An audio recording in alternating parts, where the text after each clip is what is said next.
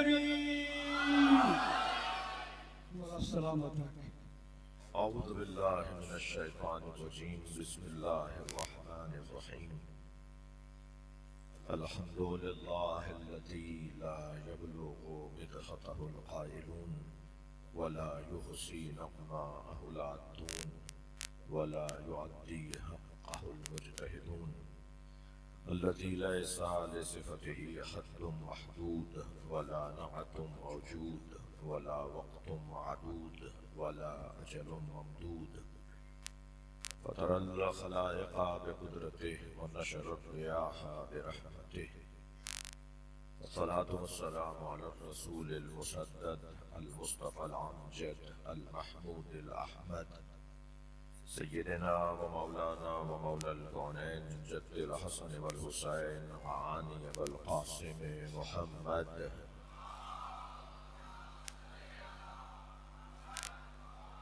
وآله الطيبين الطاهرين المعصومين الذين قال الله إنما يريد الله ليذهب عنكم الرجس أهل البيت ويطهركم تطهيرا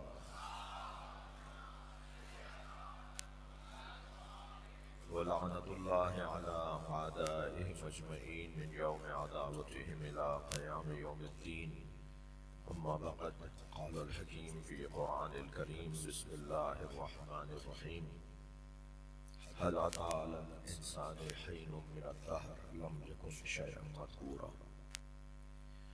إنا خلقنا الإنسان من نطفة أمشاج نبتليه فجعلناه سميعا بصيرا إنا هديناه السبيل إما شاكرا وإما كفورا صلوات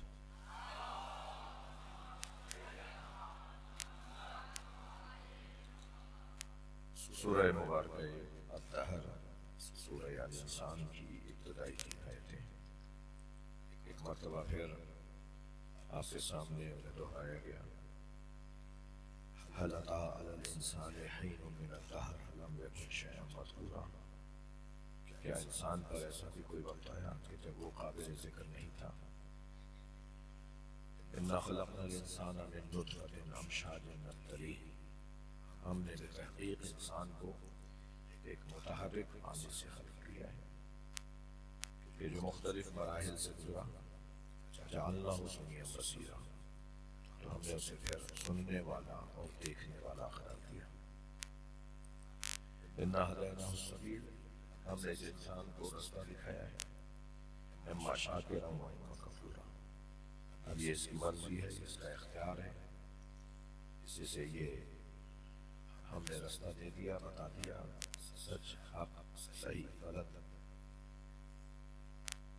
اب اس کو یہ اختیار ہے کہ یہ شاکر بنے یا کافر بنے یہی جو اختیار کی طاقت ہے نا یہ جو اختیار کی طاقت ہے اسی نے اسے علیہ السلام بھی بنایا ہے اور اسی نے اسے لعنت اللہ علیہ بھی بنایا یہ جو اختیار کی طاقت ہے میرا اور آپ کا جو کل کی مجلس کے لیے میں تمہید مانتا ہوں کل کی مجلس سے اپنے آج کے مضمون کو جوڑنے کے لیے تمہید مانتا ہوں یہ جو اختیار ہے یہ کریں یا یہ کریں یہاں جائیں یا وہاں جائیں ایسا بولیں یا ویسا بولیں یہ اختیار ہے جو میری اور آپ کی قیمت ہے یعنی اس اختیار سے ہماری عظمت میں اضافہ ہو سکتا ہے اور اسی اختیار سے ہماری زوال میں اور ہماری تنزلی میں اور ہماری بربادی میں بھی اضافہ ہو سکتا ہے ہم اسی ایک اختیار کے جوہر سے بہت بلندیوں تک بھی پہنچ سکتے ہیں اور اسی ایک اختیار کے جوہر سے اسی ایک اختیار کے غلط استعمال سے انتہائی پستی میں بھی جا سکتے ہیں یہ اختیار ہم کتنے مختار ہیں اور کتنے مجبور ہیں اہل علم تشریف فرمائے ہیں علماء کرام تشریف فرمائے ہیں خاص طور پر میرے بھائی میرے عزیز مولانا یاور عباس صاحب تشریف فرمائے ہیں ان مفاہیم سے آشنا شخصیات تشریف فرمائے ہیں یہ جو اختیار یعنی اس وقت آپ مجلس میں آئے ہیں اپنے اختیار سے آئے نا کوئی زور زبردستی تو نہیں لایا ہم اپنے اختیار سے آئے ہیں یہی بغیر زور زبردستی کے آنا کمال ہے، اور یہی آنا اگر زبردستی سے ہے تو زوال ہے. یعنی سلوات پڑھنے ذرا محمد وآل محمد.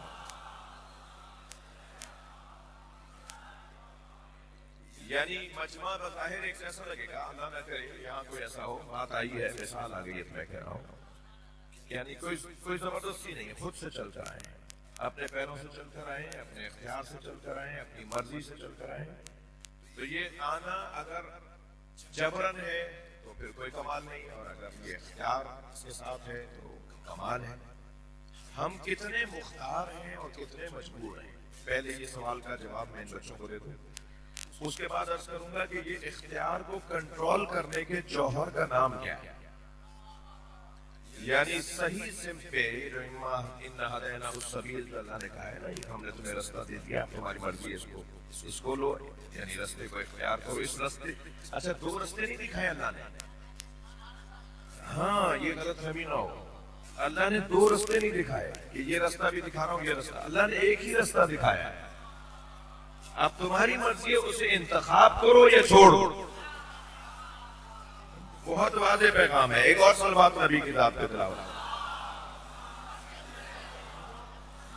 اِنَّا هَدَيْنَاهُ السَّبِيلَ کہا ہے، سبل نہیں دکھایا اللہ نے، جی رستے نہیں دکھائے اللہ نے، ایک رستہ دکھایا ہے. میں کل کی یا پرسوں کی مجلس میں کہہ چکا ہوں کہ اللہ خالق خیر ہے، یہ باتیں ہو چکی ہیں. اللہ خالق شر نہیں ہے. اللہ نے شر اور خیر دونوں کو خلق نہیں کیا ہے، اللہ نے صرف خیر کو خلق کیا ہے. عدم اختیار خیر کو ہی شر کہا جاتا ہے، یعنی خیر کا اختیار نہ کرنا ہی شر کو جنم دیتا ہے. ایک پرانی زبان میں کہتے ہیں چاہے خالی رہ دیو بھی گرا، جگہ خالی ہوگی تو دیو بچے گا، یہ کہا جاتا تھا پرانی زبان میں، چاہے خالی رہ دیو بھی گرا. اگر آپ نے خیر سے اپنے ذہن کو خالی کر دیا تو خود بخود شر آ جائے گا، اور اگر شر پہلے سے موجود ہے تو تب تک جب تک وہ جائے گا نہیں، خیر نہیں آئے گا. اس لیے عرفاء کے ہاں اہل عرفان کے ہاں تخلیہ تزکیہ سے پہلے، مجھے تسلی دیجئے کہ میں مضمون بھی بدلنا مجھے آتا ہے، لیکن میں چاہ رہا ہوں کہ جو میں نے سوچا ہے وہ منتقل ہو. اہل عرفان کے ہاں، اہل معنویت اور روحانیت والے لوگوں کے ہاں، جی اہل معرفت والوں کے ہاں، معرفت والوں کے ہاں تخلیہ پہلے، صفائی پہلے کرو، جگہ کو پاک پہلے کرو، اور پھر تزکیہ، یعنی اور پھر اس کے بعد کے مراحل میں، یعنی پہلے من کو صاف کرو، پہلے اندر کو صاف کرو، پہلے اپنے آپ کو پاک کرو. جگہ پاک ہوگی تو پاک آئیں گے. پاک وجود جب آئے گا، قرآن صلوات پڑھنے نبی کی ذات.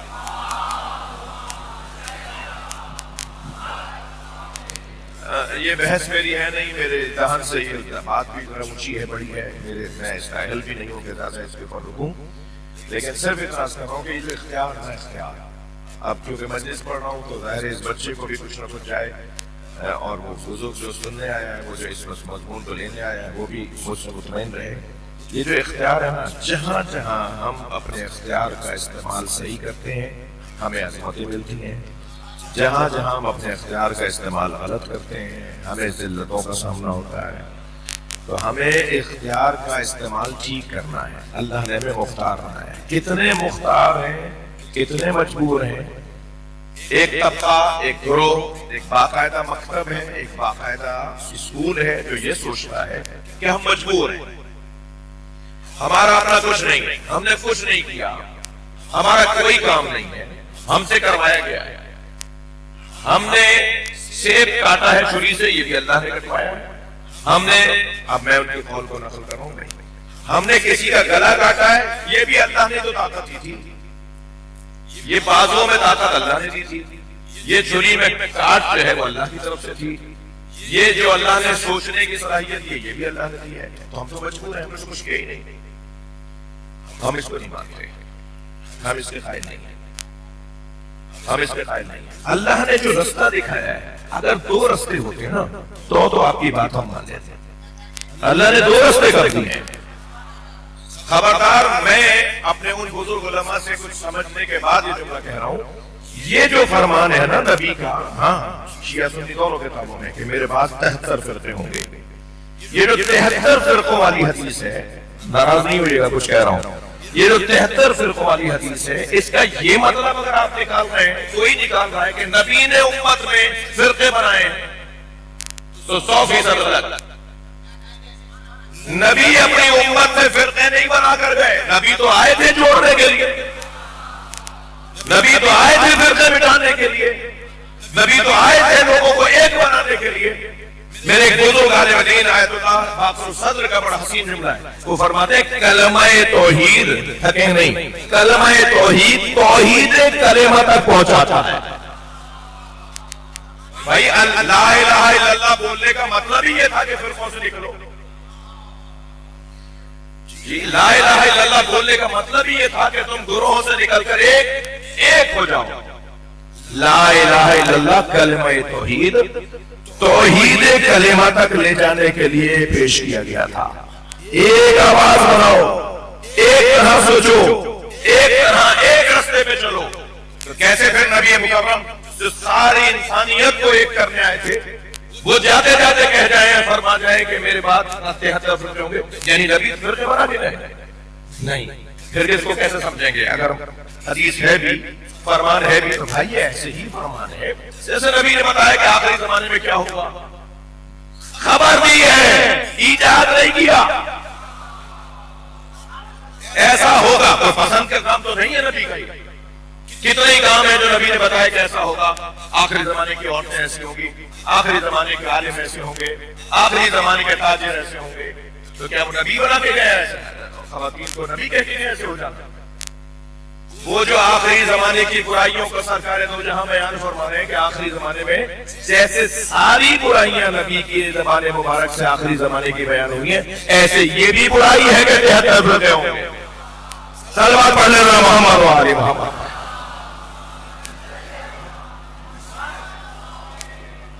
نبی ہمیں فرقوں میں نہیں بانٹ کر گئے, ایک رستہ دیا ہے اللہ نے, اس رستے پہ چلنے والا خود بخود فرقہ گرائی سے باہر آ جائے گا, خود بخود تشدد سے باہر آ جائے گا, خود بخود گروہوں سے نکل کر ایک رستے پر آ جائے گا. اگر آمادہ ہے تو میں اور بات مضبوط کروں اب تک کی گفتگو. اللہ نے قرآن مجید میں سبیل کی جمع سبل سے استعمال کی ہے. لَنَهْدِيَنَّ سُبُلَنَا, جو لوگ ہماری خاطر زندگیاں گزارتے ہیں, الَّذِينَ جَاهَدُوا فِينَا, جو ہماری خاطر زندگی گزارتے ہیں, قرآن ہے یہ. لَنَهْدِيَنَّ سُبُلَنَا, ہم انہیں بہت سارے رستوں کی رہنمائی کریں گے.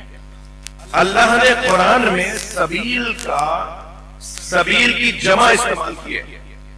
چھوڑ دو, کرنے دو, ریکارڈ کرنے سے کیا کہیں گے. ایک صلوات پڑھ لینا محمد و آل.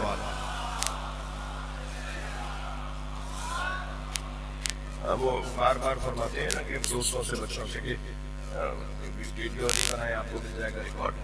تھوڑا سا اس سے ماحول بہت اچھا نہیں رہتا. اور میں پہلے دن سے مولانا آپ کو سن کے یہ اچھا لگنا چاہیے, لگے گا. میں پہلے دن سے کوئی 10 سال سے بتا رہا ہوں کہ لائف مجلس سے نہیں جانی چاہیے. میں 10 سال اپنے یہاں کی مجلس جو میں خطاب کر رہا ہوتا ہوں, جہاں کہیں بھی بعض اوقات لوگ مجھ سے بانیان ذرا خفا ہوتے ہیں, بعض جو نہیں مانتے تو انہیں کان میں بتا دیتا ہوں کہ مسئلہ کیا ہے. لیکن بعض لوگ جب تک کان میں پھونکا نہیں جائے مانتے ہی نہیں. بھائی سمجھ لو بات کو, پاکستان ہے یا اور بھی لوگ رہتے ہیں, بہت سارے وہ لوگ جو اگر فرض کریں اس مجلس کے درمیان میں ایسی بات کروں جو آپ سے متعلق ہو تو نہیں کرتے, وہ کسی اور کو ہضم نہیں ہوگی.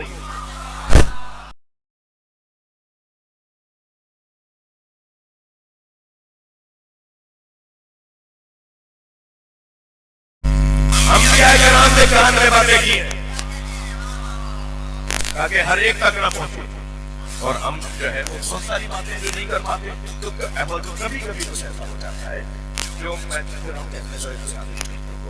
یہ ذرا سطح عموم سے اونچی بات. تلوار پڑھ رہا محمد و آل.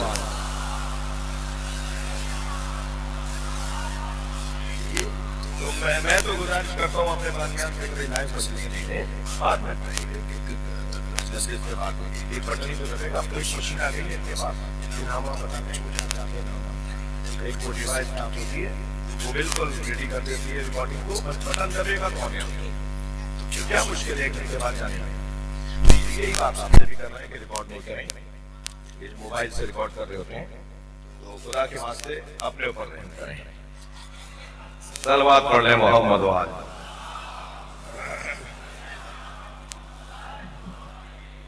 और मुझे मेरे मोहतरम पाकिस्तान के मोहतरम खिदमतगुजार भी मस्जिद में हैं, अंदर भी बाहर भी, मुझे बहुत खुशी हुई। मैं उस मीटिंग में नहीं था जो जी रेंजर साहब ने मीटिंग कॉल की थी।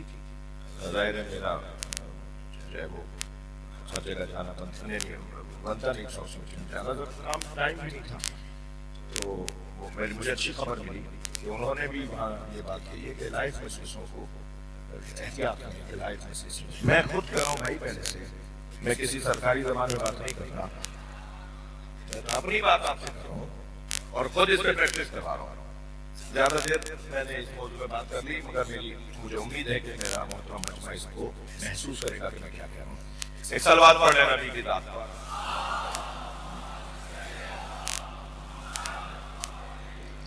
अब बताइए, एक बच्चे ने मोबाइल उठाया, मैंने 10 मिनट लगा दिया, तो खुदा के वास्ते डिस्टर्ब नहीं हो। सलवात पढ़े जरा नबी की दात पर।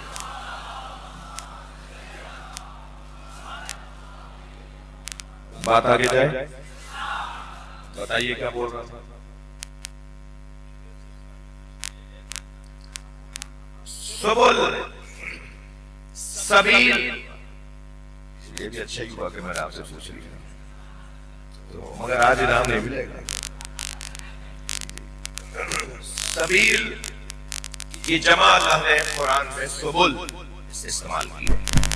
तालिब इल्म आपसे कुछ कहना चाह रहा हूं, सुबुल सबील की जमा आई है, मगर सिरात की जमा नहीं आई, नूर की जमा नहीं आई, हबलुल्लाह की जमा नहीं आई। आयत के लिए जो लफ्ज इस्तेमाल किए हैं ना कुरान में, उनमें एक लफ्ज इस्तेमाल किया नूर, युखरिजुहुम मिनन नूर, नूर लफ्ज है, अनवार का लफ्ज। इसी तरह हबलुल्लाह, वातसिमू बिहबलिल्लाहि जमीअन वला तफर्रकू, हबलुल्लाह अल्लाह की रस्सी, हुबुल हबलुल्लाह की जमा नहीं आई, हबलुल्लाह एक मुफरद। इसी तरह अहदना सिरातल मुस्तकीम, सिरात आई है, सिरात की जमा नहीं आई। सबील की जमा आई है, ना नूर की जमा आई है, ना हबलुल्लाह की जमा आई है, ना सिरात की जमा आई है। कुरान एक रास्ता है, एक उन्वान है जिसके उसने कई रास्ते बताए हैं, मगर वो सारे रास्ते वो हैं जो सिरात तक पहुंचते हैं। यानी सुबुल बहुत सारे रास्ते हैं जो एक रास्ते पे पहुंचते हैं, यानी सुबुल बहुत सारे रास्ते हैं जो एक रास्ते पे पहुंचते हैं, जिसे हबलुल्लाह कहते हैं, जिसे सिरात कहते हैं, जिसे नूर कहते हैं। यानी ये जरूर है कि एक रास्ता जो अल्लाह ने अता किया है उस तक पहुंचाने के लिए रास्ते हो, मगर उसके मुखालिफ सिर पर ले जाने के लिए रास्ते ना हो। यानी मैं और अल्फाज को बेहतर करता हूं, जैसे बिला तशबीह आपके मुल्क में एक रास्ता ऐसा है जो पूरे मुल्क को जोड़ता है, क्या बोलते हैं, मोटरवे, हाईवे जी, एक ऐसा रास्ता है जो कराची से आपको पेशावर तक, पेवाड़ तक ले जाएगा, और यहां से आपको जो है वो स्कर्दो से भी आगे कहां जो है वो चीन की बॉर्डर तक ले जाएगा। यानी कराची से मुल्क के इस कोने से उस कोने तक जोड़ने वाला एक ही रास्ता है, मगर उस बड़े रास्ते तक पहुंचने के लिए 50 रास्ते हैं। समझ कर लिया आपने? वो जो मुख्तलिफ रास्ते बड़े रास्ते पे डाल रहे हैं वो तो जमाए हैं, मगर जो आपको रीढ़ की हड्डी की तरह पूरा मुल्क जोड़ने के लिए बनाया गया है वो एक ही रास्ता है। अल्लाह तक पहुंचने का रास्ता एक ही है, मगर उस रास्ते तक पहुंचने के लिए रास्ते बहुत से हैं। मैं अब तक की गुफ्तगू को अगर मिसाल से कहूं तो शहबाज कलंदर, शाह लतीफ, इमाम बरी, मोइनुद्दीन चिश्ती रहमतुल्लाह अलैह, दुनिया में जितने अल्लाह के औलिया हैं वो सब सबील हैं, और ये सारी सबीलें जहां तक पहुंचाती हैं वो है सिरात। توجہ توجہ.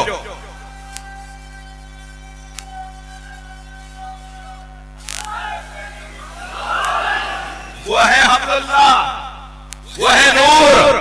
لہذا سہمن شریف، اجمیر شریف، اچ شریف، مگر نجف اشرف. صلوات پڑھنے محمد و آل محمد.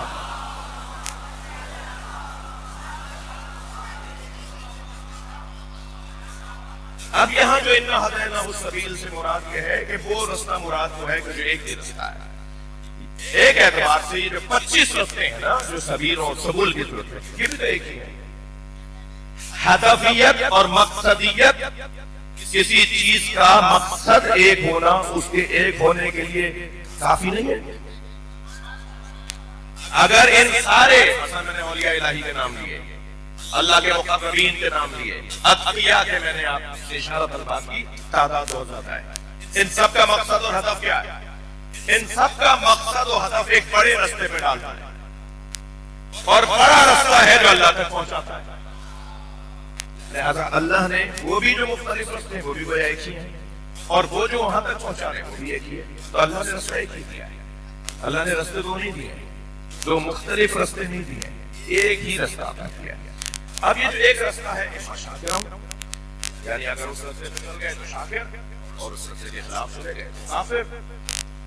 اما شاکرا اما کفورا، ایک مکان نعمت یعنی نعمت نوال نعمت. تو یہ اللہ نے ہمیں اختیار دیا ہے کہ چلیں یا نہ چلیں. یہ نہیں ہے کہ یہاں چلیں یا وہاں چلیں. بات روشن ہے نا میری؟ یعنی یہ نہیں ہے کہ دو جہاں اس رستے پہ چلے تمہاری مرضی ہے، ایسا نہیں ہے، ایسا ہرگز نہیں ہے. یعنی شاید اس گفتگو کا یہ نتیجہ بھی نکلے کہ سب کو اچھا کہنا، سب کو صحیح کہنا، سب اچھے ہیں یہ کہنا، یہ قرآن کی عادت کے خلاف ہے، قرآن کے مزاج اور قرآن کے اسلوب کے خلاف ہے. یہ ہرگز نہیں کہا جائے گا کہ سب اچھے ہیں، سب اچھے ہیں. یہ کیسے ہو سکتا ہے سب اچھے ہیں؟ یہ کتنا مردہ وجود ہے جو قاتل کو بھی رضی اللہ اور مقتول کو بھی رضی اللہ کہتا ہے.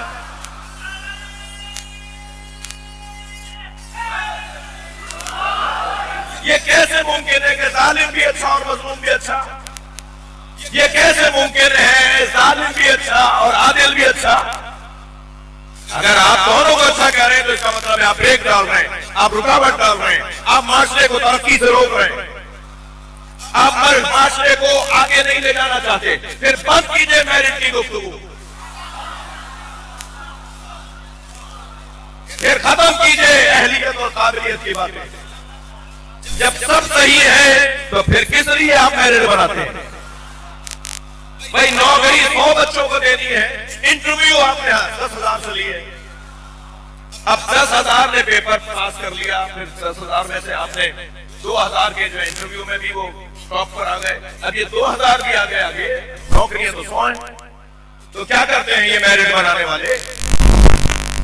میرٹ بنانے والے کیا کرتے ہیں؟ اور زیادہ شرائط بڑھاتے ہیں، اور زیادہ ان کے اندر صفات تلاش کرتے ہیں، اور پھر سماجی پس منظر بھی دیکھیں گے، اور پھر ان کے بولنے بات کرنے کو بھی دیکھیں گے، حتیٰ ان کی رائٹنگ کو بھی چیک کریں گے، ان کا جو آنے کا انداز تھا، ان کے بیٹھنے کا وہ بھی نمبر ملیں گے. یعنی آدمی 100 رکھنے ہیں، آ گئے 2,000 تو آپ اور شرائط بڑھاتے چلے جائیں گے، اور جب شرائط آپ سخت کرتے چلے جائیں گے تب جا کے آپ 100 کو نکالیں گے. اس پوری کائنات میں اللہ نے کائنات میں اولیاء الہی کے بڑے مجمع میں اللہ نے جب میرٹ بنا کر دکھایا تو اسے علی کہتے ہیں.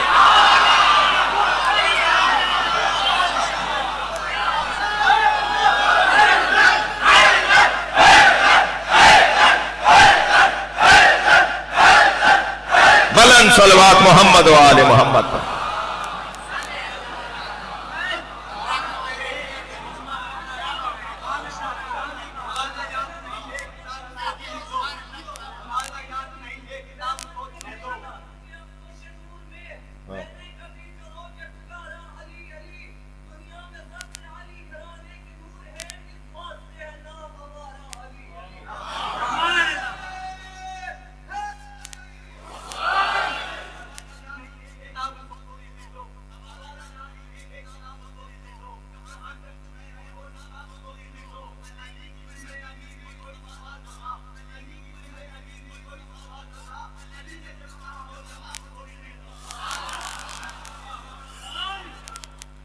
توجہ ہے؟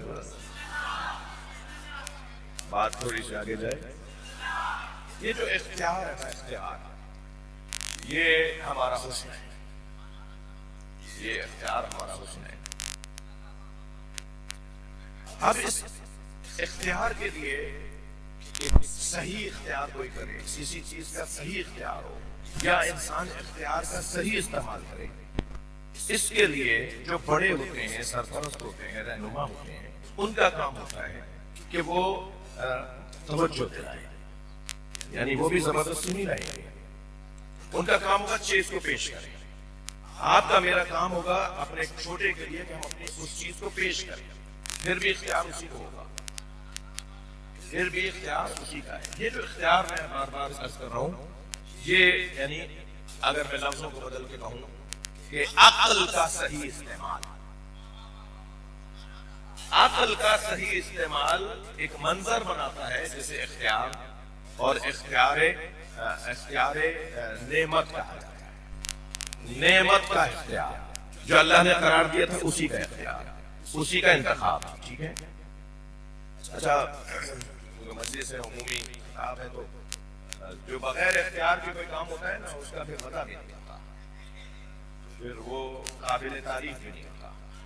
اور اگر پتہ چل جائے کہ انہوں نے کام تو بڑا اچھا کیا مگر بغیر اختیار کے کیا، مجبوراً کیا، تو ساری فضیلتیں دھری کی دھری رہی. جیسے صاحب کام بڑا اچھا، ہم تو آج تک سمجھ رہے تھے کہ انہوں نے بڑا کارنامہ دکھایا، ہمیں کیا پتا تھا کہ انہوں نے کسی اور وجہ سے کیا ہے. یہ جو بغیر یہ جو کسی وجہ سے، کسی دباؤ میں آ کر کسی وجہ سے انہوں نے کیا ہو جو اچھی وجہ نہیں ہے، تو فضیلتیں ختم ہو جاتی ہیں. ڈاکٹر قلبِ صادق نے مثال ایک بڑی اچھی دی تھی، مجھے یاد آ رہی ہے، اللہ ان کی مغفرت فرمائے. وہ فرمانے لگے کہ ایک سردار جی ایک نہر میں کود گئے کسی کو بچانے کے لیے. آوازیں لگا رہا تھا بچاؤ، ایک آدمی ڈوب رہا تھا بچاؤ بچاؤ بچاؤ. سارے لوگ کھڑے ہوئے کہہ رہے ہیں کون بچائے گا کون جائے گا. ارے بھائی تو یہ کرو، کوئی کہہ رہا ہے یہ کر دو، کوئی کہہ رہا رسی پھینکو. اب ایک صاحب کود گئے، اسے بچا کے لیا. سب نے کہا بھائی بڑے آدمی ہو، بڑا کام، تم نے ایک آدمی کو بچا لیا. کہہ رہے نہیں یہ بتاؤ دھکا کس نے دیا. اب جیسے وہ کہے گا نا مجھے دھکا کس نے، ساری فضیلت ختم. یعنی جب تک یہ رہا کہ انہوں نے کوئی کام کیا ہے اور جیسے ہی پتا چلا کہ یہ انہوں نے مجبوراً کیا ہے تو فضیلت ختم. جی کیا کریں کہ لوگ اختیار کریں اپنے من سے، کسی دباؤ میں آ کے نہ جائیں. اس کے لیے عزیزان گرامی ایک ریاضت کی ضرورت ہے اور مسلسل ان لوگوں کے تذکرے کی ضرورت ہے جو اس دنیا میں رہے بھی اختیار سے اور جو اس دنیا سے گئے بھی اختیار سے. ان لوگوں کے ساتھ دوستی کی ضرورت ہے، ان لوگوں کے ساتھ تعلق بڑھانے کی ضرورت ہے جو اس دنیا میں رہے بھی اختیار سے. سنگین بات کرنے جا رہا ہوں، اللہ کرے میرا مجمع متوجہ ہو جائے. کچھ ہستیاں معاشرے میں ایسی ہوتی ہیں جو جیتی بھی اپنے اختیار سے ہیں اور دنیا سے جاتی بھی اپنے اختیار سے. یعنی دوسرے لفظوں میں کہوں کہ انہیں موت اختیاری کا پاور ہوتا ہے. وہ جب چاہیں گے مریں گے. اللہ کرے میری بات جائے. ہاں اس معیار کے لوگ بھی معاشرے میں رہتے ہیں جو چاہیں گے تو مریں گے، نہیں چاہ رہے موت نہیں آ رہی. فرشتے کو بھی کہہ دیں گے کرا جانا. ہاں حضرت موسیٰ، حضرت نوح نے فرشتے کو لوٹا دیا. جا کے کہا اللہ سے کوئی اپنے محبوب کو مارتا ہے، اور ملک الموت چلے گئے. کہا یا اللہ وہ دانے کو تیار نہیں. میں کہتا ہوں ایک دن کے لیے ہی صحیح اگر ایسا منظر بنا، اس کا مطلب ہے کہ اختیار تھا نا. تھوڑی گردن ہلا دو، بات جاری ہے تو یعنی اس کا مطلب اختیار تھا. واپس چلے گئے. دوسرے دن آئے پھر ملک الموت. کہا چلیے میں نے تم سے کل کہا تھا نا اللہ سے جا کے کہو کہ کوئی اپنے محبوب کو مارتا ہے. تو فرشتے نے کہا اللہ نے کہا ہے کوئی محبوب سے ملنے کا مشتاق نہیں ہوتا.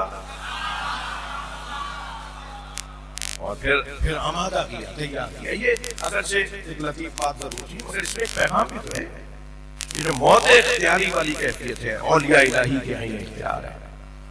یعنی زہر جب چاہیں گے اثر کرے گا.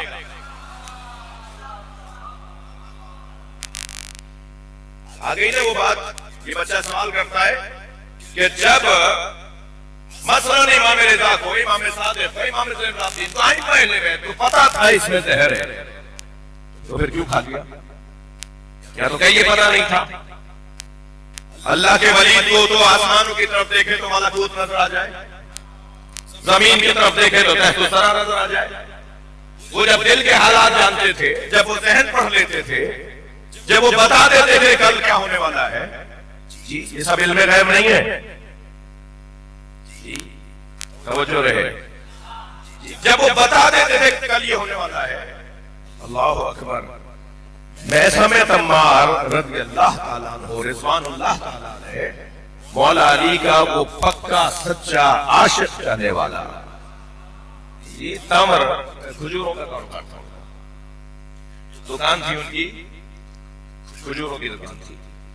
وہ اپنی دکان چھوڑ کر گئے کسی کام سے، ایسی دکان چھوڑ کے چلے گئے، سامان رکھا ہوا ہے، طرح طرح کی علاقوں کی کھجوریں رکھی ہوئی ہیں، مختلف قسم کی کھجوریں، ٹھیک ہے، تو چلے گئے۔ وہاں سے مولا علی کا گزر ہوا، مولا کو فقیروں نے گھیر لیا کہ ہمیں کچھ دیں۔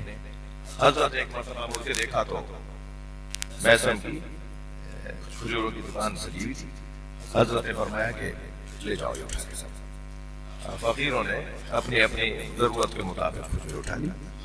اب میثم جو واپس آئے تو میثم نے دیکھا کہ دکان تو خالی، تو پوچھا بھائی یہ دکان میری کون لے گیا، کہاں گئی ہے، کہاں گیا یہ مال؟ تو سامنے تو کچھ فاصلے پہ مولا علی تشریف فرما تھے، انہوں نے کہا علی نے فقیروں کو لے جاؤ۔ ہاں مولا علی بھی ہو تو ایسا، جس کے مال پر مولا کو اختیاری نہ ہو وہ تلوار پڑھنے والا محمد وال۔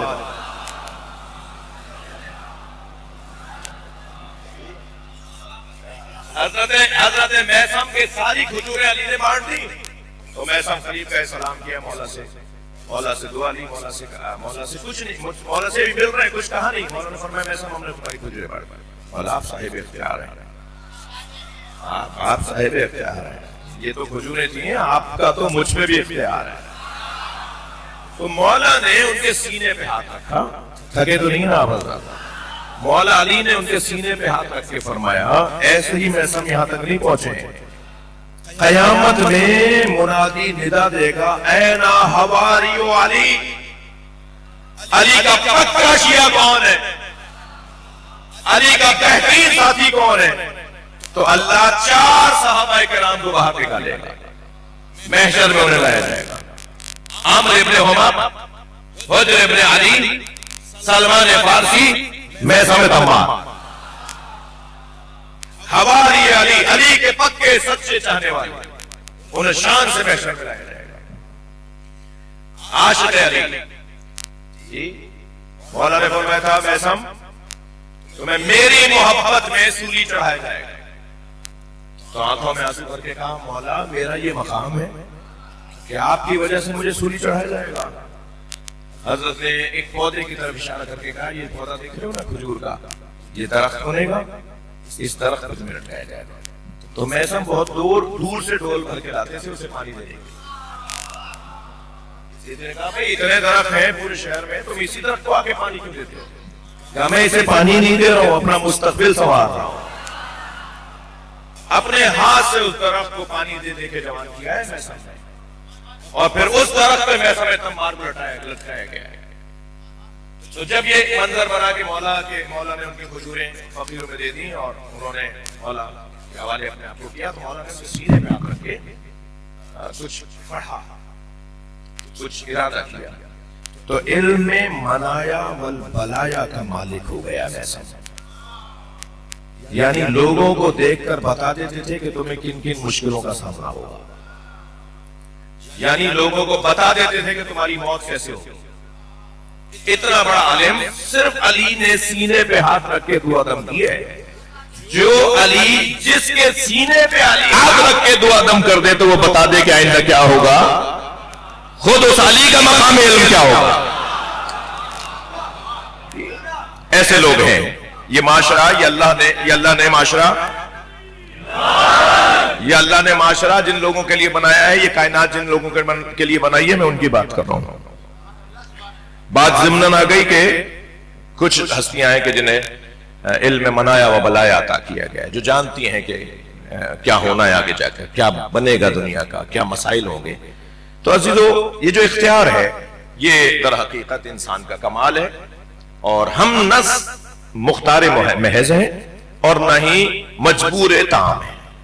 ہم مکمل مجبور بھی نہیں ہیں، ہم مکمل مختار بھی نہیں ہیں. ٹھیک ہے، باڈی ہماری، بدن ہمارا اللہ نے جس انداز سے بنایا ہے اس میں ہم مجبور ہیں. لفظوں کو بہتر کر رہا ہوں، ہم رستے کے انتخاب میں مختار ہیں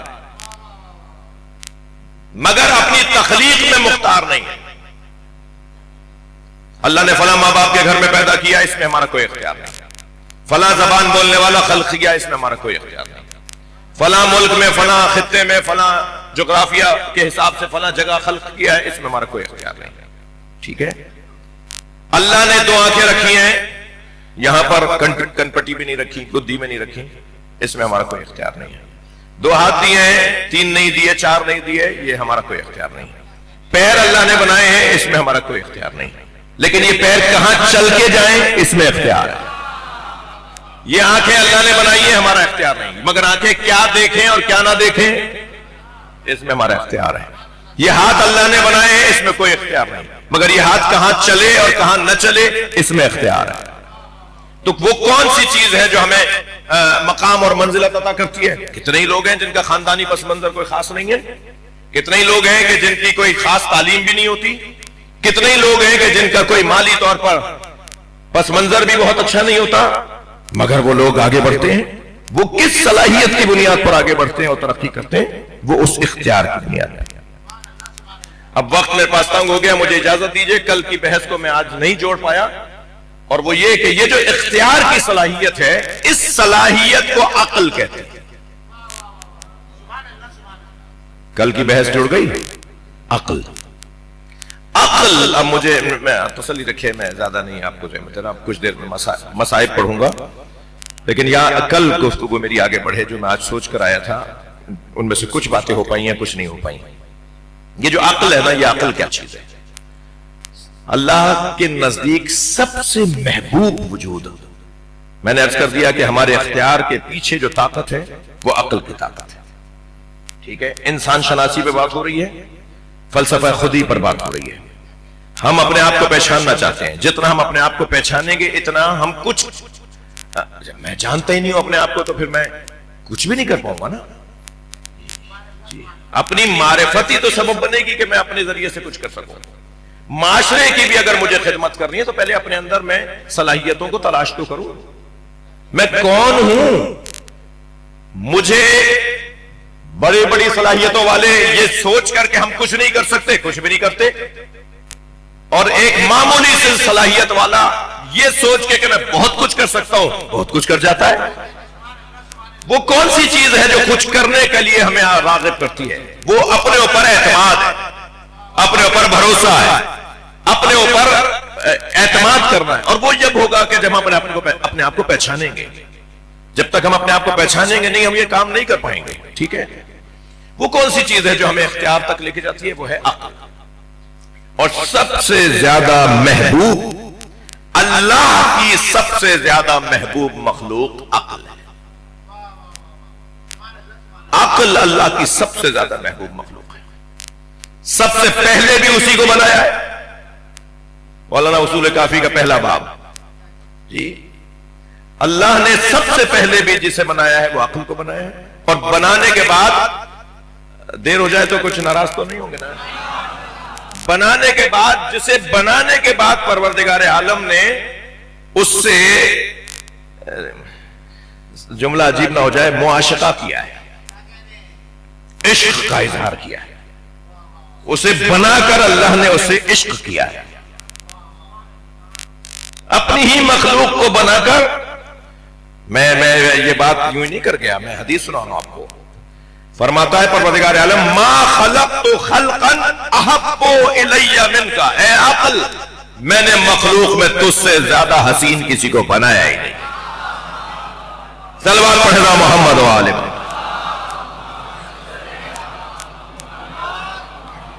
مجھے اجازت دیجئے کہ میں، کیونکہ اس میں بہت تفصیل ہے اور بہت ظریف نکات ہیں، کہ کل میں عقل کی گفتگو کو کچھ دیر آگے بڑھاؤں. چھٹی تو نہیں کریں گے؟ صلوات پڑھ لیں گے محمد و جی. عقل وہ جوہر ہے جس کی وجہ سے میں صحیح اور غلط کا انتخاب کرنے کی صلاحیت پاتا ہوں، اور اس کے بعد پھر آہستہ آہستہ ان صحیح اختیارات کی بنیاد پر کوئی مقام پاتا ہوں. یعنی ہم انسان مسلسل اپنے اختیار کا صحیح استعمال ہمیں کسی منزل تک پہنچاتا ہے. صحیح استعمال مسلسل صحیح سمت پہ، کانٹے بھی آئیں گے، گڑھے بھی آئیں گے، بیریئر بھی آئیں گے، رکاوٹیں بھی آئیں گی، الجھنیں بھی آئیں گی، وسوسے بھی آئیں گے، رستے میں شیطان نما لوگ بھی کھڑے نظر آئیں گے جی، رستے رکے بھی نظر آئیں گے، کہیں تیز بھی چلنا ہوگا تو کہیں آہستہ چلنا ہوگا، کہیں وقتی طور پہ رکنا بھی ہوگا، کہیں بولنا ضروری ہوگا، کہیں خاموش رہنا ضروری ہوگا، کہیں جاگنا ضروری ہوگا، کہیں سونا ضروری ہوگا جی، کہیں دوستی ضروری ہوگی، کہیں دشمنی ضروری ہوگی. مگر ہدف آگے نظر آ رہا ہوگا کہ ہمیں پہنچنا کہاں ہے. وہ جب ہدف سامنے نظر آ رہا ہوگا تو یہ ساری چیزوں کو گزارتے ہوئے ہدف کی طرف رواں دباؤں گے. یہ کام ہے اختیارات کا، یہ کام ہے اختیارات کا، اور اختیارات کے پیچھے جو صلاحیت ہے اسے عقل کہا جاتا ہے. پہچانوں میں عقل کسے کہتے ہیں. عزیزو مجھے اجازت دیجئے، کربلا صاحبان عقل نہیں، اس عقل کی بنیاد پر صاحبان اختیارات کا میدان ہے. ان کے سامنے ظاہری دنیا کی خوبیاں بھی تھیں، رنگینیاں بھی تھیں، جاہ و جلال بھی تھا، جمالیات بھی تھے، وسائل بھی تھے، آسانیاں اور آسائشیں بھی تھیں، اور ان کے سامنے وقتی طور پر تکلیفیں بھی تھیں، اور دائمی ہدایت اور دائمی فائدہ بھی تھا. انہوں نے اپنی اس زندگی کو جو 70 سال میں، 60 سال میں، 65 سال میں ختم ہو جاتی ہے، اس زندگی تک اپنے زندگی کو تصور نہیں کیا تھا. وہ حیات کو در حقیقت بعد از موت ہی مانتے تھے. انہوں نے زندگی کا تصور ہی یہ لیا تھا کہ ہم دنیا سے چلے بھی جائیں گے تو ہم مریں گے نہیں. کیا کریں کہ ہمیں کوئی مارنے نہ پائے، کیا کریں، یہ کربلا والوں کا پیغام، کیا کریں کہ کوئی ہمیں مارنے نہ پائے. وہ بظاہر چھری ہمارے گلے پہ چلا دے، مگر چھری چلانے والے کی قبر کا پتہ نہیں ہوگا، اور جو شہید ہوگا اس کی قبر لاکھوں لوگوں کو روزانہ ہدایت عطا کرے گی. یہ جملے خود امام حسین کے ہیں شب عاشور جناب زینب کبریٰ سے. جب خبر آئی مولا حسین علیہ السلام کو کہ بی بی بے ہوش ہو گئی ہے، جناب زینب کبریٰ غشی کے عالم میں ہے، تو آپ اپنی بہن کے سراہنے آئے. سورہ شفا پڑھی آپ نے، سورہ الحمد، سورہ شفا پڑھی. جناب زینب نے آنکھیں کھول دی. فرمایا بہن یہ کیا حالت ہے، کیا ہوا تمہیں؟ کہا بھائی میرا دل گھٹا جا رہا ہے، میرا دل بیٹھا جا رہا ہے. مجھے بتائیے کل کیا ہونے والا ہے؟ یہ جو تیاری میں دیکھ رہی ہوں، یہ جو حالات میں دیکھ رہی ہوں، کل مجھے لگتا ہے کہ میری ماں کا گھر لٹ جائے گا، کل مجھے لگتا ہے میرے بابا کی کمائی لٹ جائے گی، کل سب کچھ ختم ہو جائے گا، یہ سب مار دیے جائیں گے. سب تیار ہو رہے ہیں، سب ایک دوسرے کو قرآن کی آیتیں پڑھ پڑھ کے سنا رہے ہیں، سب ایک دوسرے پہ شفقت لینا چاہتے ہیں. پہلے میں جاؤں گا، وہ کہتا ہے نہیں تم سے میری 1 سال عمر زیادہ ہے، میں جاؤں گا. لہذا روایت کہتی ہے کہ اصحاب امام حسین آپس میں مقابلہ کر رہے تھے کہ پہلے میں جاؤں گا اپنی قربانی دینے کے لیے، اور خاص طور پر قرآن کی اس آیت کی تلاوت کر رہے تھے من المؤمنین رجال صدقوا ما عاہدوا اللہ علیہ فمنہم من قضی نحبہ ومنہم من ینتظر وما بدلوا تبدیلا. یہ جو آیت ہے نا کہ کچھ لوگ ہیں جو ہمت والے لوگ ہیں، جو اپنے اللہ سے کیے ہوئے عہد کو پورا کرتے ہیں. کچھ وہ ہیں جنہوں نے پورا کر دیا، کچھ ہیں جو عہد پورا کرنے کے منتظر ہیں، اور یہ اپنی بات سے ہٹتے نہیں ہیں. وما بدلوا تبدیلا، جو انہوں نے طے کر لیا ہوتا ہے اس پہ یہ ڈٹے رہتے ہیں، جمے رہتے ہیں. اس آیت کی تلاوت کرتے تھے اصحاب امام حسین، اور کہتے تھے میں پہلے. حبیب کہتے تھے میں جاؤں گا، زہیر کہتے تھے میں جاؤں گا، اور باقاعدہ ان کے چہروں پہ سرخی پڑ رہی تھی، جو نفسیاتی طور پر اطمینان قلب کی علامت ہوتی ہے. کسی کو اندر سے سکون ہونا، دل سے وہ مطمئن ہو تو اس کے چہرے پہ پیلا پن نہیں آتا، اس کے چہرے پہ پھیکا پن نہیں آتا. جس کا دل مطمئن ہوتا ہے نا، اس کے چہرے پہ سرخی بڑھتی ہے، تراوٹ بڑھتی ہے، رونق آنے لگتی ہے. کربلا کے یہ مجاہد، حسین مولا کے یہ سپاہی، جنہیں امام حسین یہ کہتے ہوئے اعزاز افتخار عطا کر رہے ہیں، انی لا ارا اصحابا کا اصحابی، جیسے اصحاب مجھے اللہ نے دیے ایسے اصحاب تو میں نے دیکھے ہی نہیں ہیں. ان لوگوں کی یہ کیفیت تھی. یہ مسلسل پیغامات زینب تک پہنچ گئے تھے، اور بی بی کا دل بیٹھا جا رہا تھا. یہ فرمایا بھیا کل کیا ہوگا؟ تو میرے مولا حسین نے جناب زینب سے کچھ گفتگو کی ہے. اس کے بعد تو جناب زینب کی کیفیت ہی کچھ اور تھی. فرمایا ان جملوں میں ایک جملہ فرمایا، زینب یہ وقت گزر جائے گا، یہ وقت گزر جائے گا. زینب اللہ نے جو میرے لیے ارادہ کیا ہے، کل اس ارادے کو پورا کرنے کا دن ہے. اللہ کل جلوہ دکھائے گا، اس زمین پر مجھے کل مارا جائے گا، اور مجھ سے پہلے میرے بچوں کو اور ان سے پہلے میرے اصحاب کو مارا جائے گا، اور ہمارے بدن کے یہاں ٹکڑے ٹکڑے کر دیے جائیں گے. اور اے میری بہن زینب میرے بدن کے ساتھ ہوگا جو تاریخ جہاد اور تاریخ قربانی میں کسی کے ساتھ ایسا نہیں ہوا.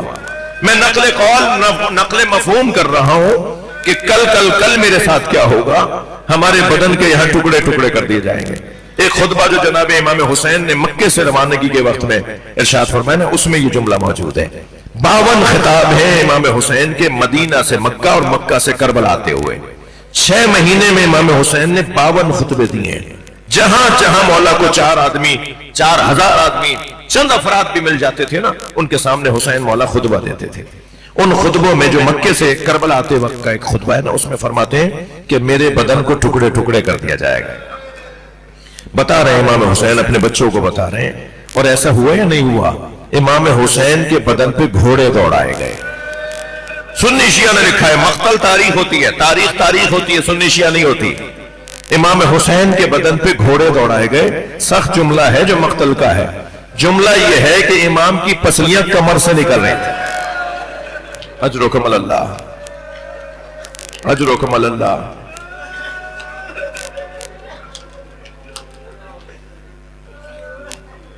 ایک سخت جملہ، مجھے بہت سخت جملہ ہے، جس پر جناب زینب کبریٰ کے اندرونی تکلیف سے آنکھوں میں آنسو آ گئے تھے. اور وہ جملہ یہ تھا کہ امام حسین کی شہادت کے بعد آواز دی گئی، ان کافروں کے خیموں کو لوٹ لو، ان کافروں کے خیموں کو لوٹ لو. اور ایسے لوٹ رہے تھے نبی زادیوں کے خیموں کو. اللہ اکبر. امام سجاد فرماتے ہیں نا، ہمارے جد رسول اللہ نے ہم اہل بیت کے لیے جتنا امت کو فرمایا تھا نا کہ میرے اہل بیت کا خیال رکھنا، میرے حسن کا خیال رکھنا، میرے حسین کا خیال رکھنا، جتنا نبی نے ہمارے جد نے ہمارے لیے کہا تھا، اگر ہمارے جد اتنا نبی کہتے تب بھی اس سے زیادہ یہ کچھ نہیں کر سکتے. خیمے لوٹے گئے. عجیب منظر تھا عزادارو، مجھ سے بیان نہیں ہو پائے گا. خاص طور پر وہ چھوٹی 4 سالہ بچی. اگر یہ کہتے ہیں نا کہ اپنے گوشوارے اتار کے دے دو، یہ حسین کی بیٹی ہے، یہ اپنے ہاتھ سے دے دیتی. لیکن ایک شخص نے ایک ہاتھ سر پہ رکھا اور ایک ہاتھ سے گوشوارہ چھینا، کھینچا. میری بیوی جب تک زندہ رہی نا، کان پکڑے رہتی تھی اور کہتی تھی، پھوپھی میرے کان دکھتے ہیں، میرے کانوں کا زخم مجھے تکلیف دیتا ہے. یہ ہوا ہے آل رسول کے ساتھ. ابھی پچھلے دنوں میں نے دیکھا مولانا طارق جمیل کا ایک تقریر تھی، جو مصائب پڑھ رہے تھے نا، تو وہ تو دیوبندی عالم ہے نا، وہ تو شیعہ عالم نہیں ہے نا. انہوں نے جناب زینب کا ایک مرثیہ پڑھا ہے اپنی کتابوں سے. کہ جب امام حسین کے لاشے پہ جناب زینب آئی نا تو بی بی نے ایک مرثیہ پڑھا جو سنی شیعہ تاریخ میں ہے. بی بی نے پڑھا صلی اللہ علیہ یا رسول اللہ. جب امام حسین کے لاشے پر آئیں تو لاشا پہچانا نہیں گیا. جناب زینب برابر کی بہن ہے, 1 سال سے کم چھوٹ بڑائی ہے دونوں بہن بھائیوں میں, برابر کی ہیں امام حسین کے ساتھ, اور بہت پیار ہے دونوں بہن بھائیوں میں. لیکن جب بھائی کے لاشے پر آئیں تو امام حسین کا لاشا جناب زینب سے پہچانا نہیں گیا, یعنی سمجھ میں نہیں آیا, پہچانی نہیں, میرے معاف کیجئے گا, پہچانی نہیں کہ یہ لاشا کس کا ہے. تو تعجب سے فرمایا انت اخی زینب, تم زینب کے بھائی حسین ہو. اور پھر اجرکم اللہ, جن کے مذہب میں رونا جائز ہے وہ تکلف نہ کریں. یہ کہہ کر جناب زینب نے جب بھائی کا یہ حال دیکھا تو رخ کیا مدینے کی طرف, یعنی نانا کی قبر کی طرف, اور آواز دے کر کہا السلام علیکہ یا رسول اللہ ملیک السماء, اے اللہ کے رسول, آپ پر آسمان کے فرشتے سلام کرتے ہیں. وہذا حسین, یہ آپ کا حسین ہے, یہ ہے وہ جسے زبان چساتے تھے, یہ ہے وہ جسے دوش پر بچھاتے تھے, یہ وہ ہے کہ جسے سینے پہ لٹاتے تھے. ہذا حسین مرمل بالدماء, جو خاک اور خون میں غلطان ہے. جو زینب جناب جو بی بی زینب کے جملے نا میں وہ سنا رہا تھا. مرمل بالدماء, جو خاک اور خون میں غلطان, نہا گیا ہے خون میں, جو خون میں نہا گیا ہے. مرمل بالدماء مقتول اعضاء, جس کے اعضاء کو جوڑ کو علیحدہ کر دیا ہے. نانا یہ ہے آپ کا حسین مسلوب الامام متوردا, جس کا امامہ اتار کے لے گئے ہیں, جس کے کپڑے اتار کے دوش سے ابا اتار کے لے گئے ہیں, یہ آپ کا حسین ہے. یہ کہنے کے بعد ایک جملہ فرمایا, نانا یہ تو آپ کا حسین ہے جس کے ساتھ یہ ہوا ہے. وہ بناتوں کا سبایا, نانا آپ کی بیٹیوں کے سروں سے چادر ہے, نانا آپ کی بیٹیوں کے ہاتھوں میں رسی باندھ دی ہے. بناتوں کا سبایا, آپ کی بچیاں اسیر ہو گئی ہیں. یہ کربلا سے کھڑے ہو کے جناب زینب نے اپنے نانا کو سلام کہا, گریہ ہو گیا, مجلس ہو گئی. آج 5 محرم ہے, آج یہ مجمع جناب زینب کے بچوں کا ماتم کرتا ہے. بڑی شیر دل بی بی ہے, بڑے حوصلے والی خاتون ہے. اجرکم اللہ. 3 سال کا سن تھا جناب زینب کا, 3 سال کا سن تھا. نبی روزانہ نماز فجر کے بعد اہل بیت کے دروازے پر رک کر سلام کرتے تھے. السلام علیکم یا اہل بیت النبوہ, یہ نبی سلام کرتے تھے. آیت تطہیر کے نازل ہونے کے بعد نبی کی رحلت تک سینکڑوں مرتبہ سرکار نے سیدہ کے دروازے پہ رک کر سلام کیا ہے. ہر روز جب بھی نبی سلام کرتے تھے کوئی نہ کوئی دروازہ کھولتا تھا, آگے بڑھ کے ادب کرتا تھا, نبی کو گھر میں آنے کی دعوت دیتا تھا. کبھی تشریف لاتے تھے اور کبھی آپ دعا دے کے چلے جاتے تھے. ایک دن جب دروازے پہ سرکار نے اہل بیت کو سلام کیا تو دروازہ کھلا تو کیا دیکھا, 3 سالہ سن والی زینب کھڑی ہے. نبی کی نواسی, نبی جتنا پیار حسین سے ہے نا اتنا ہی پیار زینب سے بھی ہے. شریکت الحسین ہے نا جناب زینب. آگے بڑھ کے نانا کو سلام کیا. نبی نے فرمایا بیٹا تم دروازے پر کیوں آئی ہو؟ کہ نانا رات کو میں نے خواب دیکھا ہے. اماں زہرہ کہہ رہی ہیں کہ خواب کی تعبیر نانا سے پوچھو. نبی مکرم نے اپنی نواسی کو سامنے بٹھا دیا اور فرمایا بتاؤ بیٹا تم نے کیا خواب دیکھا؟ کہ نانا میں نے رات کو دیکھا ہے کہ صحرا میں تنہا ہوں, ایک صحرا ہے جس میں میں تنہا ہوں. نانا میں نے خواب دیکھا کہ اس صحرا میں تیز آندھی چل رہی ہے اور آندھی اتنی تیز ہے کہ میرے پیر زمین سے اکھڑ رہے ہیں. تو میں نے ایک درخت کا سہارا لیا مگر کچھ دیر بعد ایک جھونکا آیا جس نے اس درخت کو زمین سے اکھاڑ دیا. نانا پھر میں نے دوسرے درخت کا سہارا لیا اور وہ درخت بھی زمین سے اکھڑ گیا. پھر مجھے دور ایک تیسرا درخت نظر آیا, میں نے اس کا سہارا لیا مگر تیز آندھی کے جھونکے سے وہ درخت بھی زمین سے اکھڑ گیا. نانا اب دور دور تک کوئی درخت نہیں تھا, کوئی سہارا نہیں تھا, میں اس صحرا میں تنہا ہوں. اسی کیفیت میں میرا خواب آگے بڑھتا ہے. بلکہ جملہ یہ ہے کہ نانا اگر خواب یہاں رک گیا ہوتا تو میں آپ کو زحمت نہ دیتی. خواب آگے بڑھتا ہے. نانا میں دیکھتی ہوں تیز آندھی کی وجہ سے میرے سر سے چادر اتر گئے. بس یہ جملہ سنا نبی کی آنکھوں میں آنسو آ گئے. فرمایا زینب تمہارے 3 سہارے ہیں, تمہارا بابا علی تمہارا سہارا, تمہارا بھائی حسن تمہارا سہارا, تمہارا بھائی حسین تمہارا سہارا، اور ایک بیابان ہوگا جہاں تمہارے سر سے چادر اتاری جائے گی، تمہیں اسیر بنایا جائے گا۔ اللہ اکبر۔ رونے والوں، حسین کے عزاداروں، سنی شیعہ بھائیوں، میں آپ سے ایک سوال کر لوں، جس کے عباس جیسا بھائی ہو، جس کے علی اکبر جیسا بھتیجا ہو، جس کے حسین جیسا بھائی ہو، وہ سوچتی نہیں ہوگی کہ میرے سر سے کون چادر اتارے گا؟ لیکن جب کربلا کے میدان میں خیمے جلنے لگے اور نبی ذاتیوں کے ہاتھوں میں رسیاں ڈالے جانے لگی، اس وقت میں جناب زینب نے نہر کی طرف رک کر کے عباس کو آواز دی تھی، عباس اٹھو، اپنی آقا زادی زینب کو تم نے مدینے میں اجرکم اللہ۔ مجلس ہو گئی عزیزارو، بی بی ساری رات شب عاشور ساری رات اپنے بچوں کو لے کر بیٹھی ہیں اور بار بار یہ کہہ رہی ہیں، اے اونو محمد، دیکھو میرے لال، اپنے ماموں پہ جان قربان کرنی ہے، اور ایسا نہ ہو علی اکبر مار دیا جائے اور تم زندہ رہ جاؤ۔ تھکے نہیں، مجھے یہ دن رونے کے دن ہے نا، میرے فضائل کا دورانیہ اپنی طرف، مگر مصائب کی جو اہمیت اور فضیلت ہے اور اس گھرانے پہ رونے کا جو ثواب ہے۔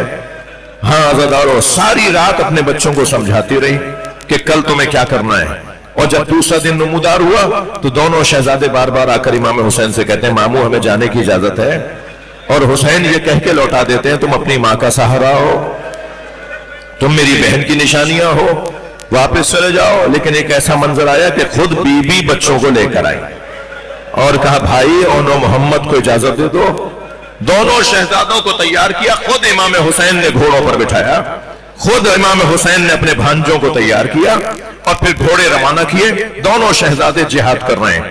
جہاد کرتے کرتے کچھ وقت گزرا تو جناب زینب نے حضرت عباس کو بلایا اور بلا کر کہا، عباس میں نے سنا ہے یہ لڑتے ہوئے نہر کے کنارے پہ گئے، بس تم میدان میں کھڑے ہو کر ان سے اتنا کہہ دو کہ یاد رہے ماموں پیاسے ہیں،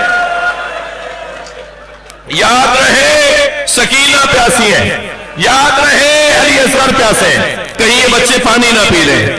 اب دونوں شہزادوں نے کیا جنگ کی ہے۔ جناب زینب نے تو روانہ کرتے ہوئے کہا، میر انیس نے، مجھے دو مصرے یاد آ رہے ہیں، میر انیس کہتے ہیں کہ جب بی بی نے رخصت کیا ہے تو بچوں کو جو نصیحتیں فرمائی ہیں ان میں سے ایک نصیحت یہ فرمائی کہ تم کیوں کہو کہ شیر خدا کے ولی کے ہیں، خبردار میدان میں نقاب لگا کے جانا، تم مت بتانا تم کون ہو، تمہاری تلوار رہے گی کہ تم کون ہو، تمہارا مارنا بتائے گا دشمن کو کہ تم کون ہو، تم کیوں کہو کہ شیر خدا کے ولی کے ہیں، فوجیں پکار اٹھے کہ نواسے علی کے، دشمن کہے کہ جعفر طیار کے پوتے ہیں، دشمن کہے کہ حیدر کرار کے نواسے ہیں۔ دونوں شہزادوں نے خوب جہاد کیا مگر زخموں پہ زخم بڑھتے رہے۔ ایک ایسا وقت آیا کہ دونوں گھوڑوں سے گرنے لگے۔ آواز دی محمد نے، ماموں میرا سلام آخر، آواز دی اون نے، ماموں میرا سلام آخر۔ حسین کتنی جلدی پہنچے ہوں گے بچوں تک، جب بچوں کو اٹھایا تو کیا دیکھا، اون میں دم ہے، اون میں ابھی سانس باقی ہے۔ جلدی جلدی دونوں کو بدن لے کر آئے، اور جب لے کر آئے تو کیا دیکھا، ساری بیویاں ہیں، زینب نہیں ہے۔ اجرکم اللہ، تھکے نہیں، پرسہ دے رہے آپ۔ میرے مولا نے دیکھا ساری بیویاں تو ہیں، انہی بچوں کی ماں نہیں ہے، تو تعجب سے فرمایا، زینب کہاں ہے؟ تو بتایا جب ان کے گرنے کی خبر آئی تھی تو زینب کبریٰ نے سجدے میں سر رکھ دیا، شکر یا اللہ تیرا شکر ہے، تو نے میری آبرو رکھ لی۔ آواز دے کر کسی نے کہا، آپ کو حسین بلا رہے ہیں۔ اب وہاں آئی جہاں بچوں کے بدن رکھے ہوئے تھے، بس آخری جملے سن لیجئے، میرے اندر بھی اتنا حوصلہ نہیں ہے، دل تو بہت کرتا ہے کہ بہت دیر ان واقعات کو پڑھا جائے، ان واقعات سے جو حوصلہ ملتا ہے، مگر بس یہ جملہ سن لیجئے، جب بی بی آئی نا، بچوں کے جنازوں کو، بچوں کے بدنوں کو دیکھا، محمد رحلت شہید ہو چکا ہے، ابھی اون میں دم ہے، تو بی بی دونوں بچوں کے درمیان لیٹ گئی۔ مجلس میں اولاد والی مائیں بھی آئی ہوئی ہیں نا، جن ماؤں کے برابر کے بچے ہوتے ہیں نا، وہ ایک کو ایک طرف لٹاتی ہے، دوسرے کو دوسری طرف لٹاتی ہے۔ زیادہ تر چھوٹے بچوں کی مائیں دونوں بچوں کے بیچ میں لیٹتی ہے،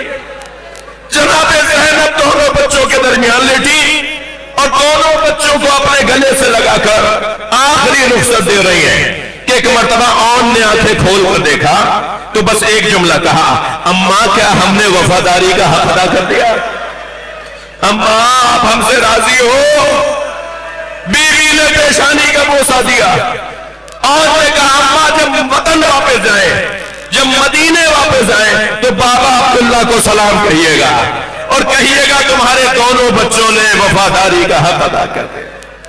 اللہ لعنت اللہ علی القوم الظالمین۔ یا اللہ ان آوازوں پر رحمت نازل فرما، رونے والوں کی توفیقات میں اضافہ فرما، حاجات کو پورا فرما، فلسطین میں غزہ میں مسلمانوں کی غیبی مدد فرما، ہم سب کی عاقبت بخیر فرما، امام زمانہ کے ظہور میں تعجیل فرما، یا حسین